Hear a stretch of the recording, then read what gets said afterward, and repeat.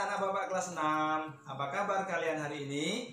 Dimanapun kalian berada, semoga kalian dalam keadaan sehat dan tidak kurang suatu apapun. Begitupun dengan Bapak. Walau kita tidak dapat bertatap muka di dalam kelas, namun kita harus tetap belajar dan tetap semangat ya anak-anak. Baiklah anak-anak Bapak sekalian, hari ini kita akan belajar tema 1, selamatkan makhluk hidup. Subtema 1, tumbuhan sahabatku, dalam pembelajaran 3. Namun, sebelum kita lanjut pada materi pembelajaran, jangan lupa untuk like, komen, dan subscribe. Serta nyalakan tombol lonceng agar kalian tidak ketinggalan video terbaru dari Pak Imron Siregar di channelnya Pak Guru IC Ayat Fabil. Sebelum kita memulai pembelajaran, mari kita berdoa menurut agama dan kepercayaan kita masing-masing. Berdoa mulai. Berdoa selesai. Selanjutnya, mari kita simak dulu kompetensi dasar dan tujuan pembelajaran yang akan kita capai pada pembelajaran hari ini.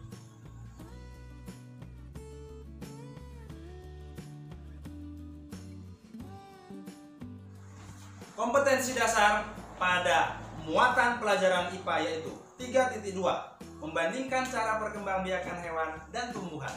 4.2, menyajikan karya tentang perkembangbiakan tumbuhan. Itu adalah kompetensi dasar muatan IPA. Selanjutnya, kompetensi dasar pada muatan pelajaran bahasa Indonesia, yaitu 3.1, menyimpulkan informasi berdasarkan teks laporan hasil pengamatan yang didengar dan dibaca. 4.1, menyajikan simpulan secara lisan dan tulis dari teks laporan hasil pengamatan atau wawancara yang diperkuat oleh bukti. Itulah kompetensi dasar muatan pelajaran IPA dan bahasa Indonesia yang akan kita bahas pada pembelajaran hari ini. Adapun tujuan pembelajaran yang akan kita capai pada pembelajaran hari ini adalah yang pertama, peserta didik, yaitu anak-anak Bapak sekalian, mampu mengidentifikasi cara perkembangbiakan vegetatif pada tumbuhan dan manfaatnya dengan benar. Yang kedua, peserta didik mampu menyampaikan cara perkembangbiakan vegetatif pada tumbuhan dan manfaatnya melalui tabel dengan benar. Yang ketiga, peserta didik mampu menemukan ide pokok dengan bantuan diagram. Yang keempat, peserta didik mampu mengembangkan ide pokok yang ditemukannya dengan menggunakan bahasanya sendiri secara rinci. Anak-anak Bapak sekalian, sudah sarapankah kalian pagi ini? Bagus, tentunya kalian sudah sarapan. Nah, sarapan yang kalian santap terdiri atas nasi, sayuran, dan buah-buahan. Sarapan yang kalian makan diperoleh dari padi, umbi-umbian, sayuran, dan buah-buahan yang akan membuat tubuh kalian sehat. Selain itu, kalian akan memiliki cukup energi untuk melakukan aktivitas. Akan tetapi, makanan yang kalian makan saja tidak akan cukup.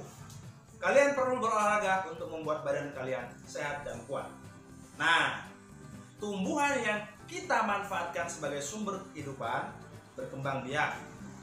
Selain dengan cara generatif, juga berkembang biak dengan cara vegetatif. Bagaimana cara perkembangbiakan vegetatif pada tumbuhan? Mari kita cari tahu. Nenas berkembang biak dengan cara vegetatif. Pembibitan tunas dapat dilakukan untuk mengembangbiakannya. Bawang merah memiliki bentuk berlapis yang di tengahnya akan tumbuh tunas. Umbi lapis terdiri dari daun-daun tumbuhan melalui batang, melapisi batang dan membengkak di dalam tanah. Pohon pisang berkembang biak dengan cara membentuk anakan pisang yang disebut dengan tunas. Anak-anak Bapak sekalian, tahukah kalian apa yang dimaksud dengan perkembangbiakan vegetatif? Ya, bagus sekali. Jawaban anak-anak semuanya betul. Perkembangbiakan secara vegetatif adalah cara berkembangbiak makhluk hidup yang terjadi tanpa melalui perkawinan. Makhluk hidup baru tumbuh dan berkembang berasal dari bagian tubuh induknya. Nah, sekarang coba amati gambar berikut ini. Setelah kalian mengamati gambar, bagaimana cara tanaman tersebut berkembang biak? Maka, carilah informasi dari berbagai sumber. Tuliskan hasilnya di kolom yang disediakan pada buku tema halaman 34. Nah, itulah tadi pengertian perkembangbiakan secara vegetatif. Beberapa tumbuhan memang ada yang berkembang secara vegetatif. Perkembangbiakan secara vegetatif terjadi tanpa perkawinan atau tanpa peleburan sel kelamin jantan dan sel kelamin betina. Sama halnya dengan perkembangbiakan generatif.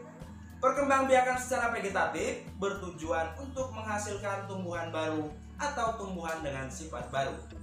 Nah, perkembangbiakan secara vegetatif dapat terjadi secara alami maupun buatan. Baiklah anak-anak, sekarang Bapak akan memberikan beberapa contoh tanaman yang berkembang biak secara vegetatif alami. Simak baik-baik ya. Tunas adalah perkembangbiakan tanpa perkawinan, di mana individu baru tumbuh satu sama lain. Individu baru tetap melekat pada tubuh induknya seiring dengan pertumbuhan sampai melepaskan diri ketika sudah matang. Contoh tanaman yang tumbuh berkembang biak dengan tunas adalah lidah buaya, pisang, dan cocor bebek. Itulah beberapa contoh tanaman yang berkembang biak dengan tunas. Selanjutnya yang kedua adalah umbi batang. Umbi batang menurut Wikipedia adalah umbi yang terbentuk dari batang atau struktur modifikasi batang. Contoh tanaman yang berkembang biak dengan umbi batang adalah kentang dan ubi jalar, juga bunga dahlia. Berikutnya yang ketiga yaitu umbi akar. Umbi akar adalah umbi yang menggembung di dalam tanah yang menyimpan dan membentuk cadangan makanan. Contoh dari umbi akar adalah tanaman wortel dan lobak. Itu adalah contoh tanaman yang berkembang biak dengan umbi akar. Selanjutnya yang keempat adalah umbi lapis. Umbi lapis adalah pelepah daun tipis yang berlapis-lapis. Pada bagian atas umbi akan tumbuh daun-daun. Pada bagian bawah umbi akan tumbuh akar serabut membentuk cakram. Contoh tumbuhan yang berkembang biak dengan umbi lapis adalah bawang merah, bawang putih, bunga tulip, dan bunga bakung. Yang kelima adalah akar tinggal atau rizoma. Akar tinggal atau rizoma adalah bagian batang yang tumbuh mendatar di dalam tanah yang menyerupai akar. Batang-batangnya berruas-ruas dan setiap ruas terdapat tumbuh tunas. Jika bagian yang tertinggal di dalam tanah, bagian ruas tersebut, maka potongan ruas yang tertinggal tersebut akan tumbuh menjadi individu baru. Contoh akar tinggal adalah jahe, lengkuas, kunyit. Selanjutnya, yang keenam adalah geragi atau stolon. Geragi atau stolon adalah modifikasi batang yang tumbuh menyamping dan di ruas-ruasnya tumbuh bakal tanaman baru. Geragi adalah cabang batang memiliki perubahan bentuk dan penambahan fungsi. Geragi biasanya berbuku-buku dan berruas-ruas. Contoh tanaman yang berkembang biak dengan geragi adalah rumput teki dan stroberi. Berikutnya yang ketujuh adalah spora. Spora adalah satu atau beberapa sel yang terbungkus oleh lapisan pelindung. Sel ini dominan dan hanya dapat tumbuh pada daerah atau tempat yang memenuhi syarat tertentu saja. Contoh tumbuhan yang berkembang biak dengan spora adalah jamur, lumut, dan tumbuhan patu. Itulah contoh-contoh tumbuhan yang berkembang biak dengan spora. Setelah mendengarkan penjelasan dari Bapak, anak-anak sudah tahu kan contoh-contoh tumbuhan yang berkembang biak dengan secara vegetatif alami. Sungguh hebat tumbuhan yang diciptakan Tuhan yang Maha Esa. Tiap tumbuhan memiliki cara yang unik untuk menjaga kelestariannya. Melestarikan tumbuhan merupakan salah satu wujud rasa syukur kepada Tuhan yang Maha Esa. Anak-anak Bapak sekalian, tentunya kalian masih ingat bukan tentang materi pembelajaran terdahulu mengenai tumbuhan sebagai sumber kehidupan. Untuk itu, kalian baca kembali teks bacaan di buku tema 1 halaman 36 yang berjudul Tumbuhan Sumber Kehidupan. Indonesia adalah negara kepulauan yang terletak di garis khatulistiwa. Indonesia memiliki dataran tinggi, dataran rendah, dan perairan. Dataran rendah adalah dataran yang memiliki ketinggian 0 sampai 200 meter di atas permukaan laut. Hampir semua ibu kota provinsi di Indonesia terletak di dataran rendah.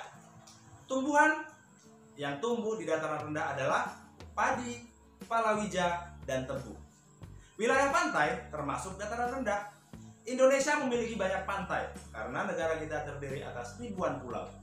Tumbuhan di wilayah pantai adalah kelapa, bakau, dan ganggang. Dataran tinggi adalah dataran luas yang ketinggiannya lebih dari 200 meter di atas permukaan laut. Beberapa dataran tinggi di Indonesia adalah dataran tinggi Dieng di Jawa Tengah, dataran tinggi Malang, dan dataran tinggi Tengger di Jawa Timur, dataran tinggi Alas di Aceh, dan dataran tinggi Bone di Sulawesi Selatan. Nah, jenis tanaman atau tumbuhan di dataran tinggi yang cocok adalah teh, kopi, cengkeh, buah-buahan, dan sayuran. Nah, setelah kalian membaca teks yang terdapat di halaman 38 tema 1, maka tugas kalian adalah mengisi diagram di halaman 39. Berdasarkan informasi dan ide pokok dalam bacaan, kembangkan ide pokok dan informasi pada diagram menjadi sebuah tulisan dengan bahasa kalian sendiri secara rinci. Nah, setelah mempelajari materi pembelajaran hari ini, tulislah beberapa hal berikut ini. Hal apa yang paling menarik yang kamu pelajari hari ini? Apakah masih ada hal yang membingungkan kalian? Dan apa yang kamu lakukan terkait tumbuhan sebagai sumber kehidupan? Baiklah anak-anak, tugas selanjutnya bagi kalian adalah kalian wajib menyerahkan hasil pekerjaanmu kepada guru kelas masing-masing. Demikianlah materi hari ini yang dapat Bapak sampaikan untuk anak-anak Bapak di rumah. Semoga materi yang Bapak berikan dapat bermanfaat untuk kalian. Tetap belajar dan selalu jaga kesehatan. Dan jangan lupa selalu berdoa serta patuh dan taat terhadap orang tua. Akhir kata, billahi taufiq wal hidayah. Wassalamualaikum warahmatullahi wabarakatuh.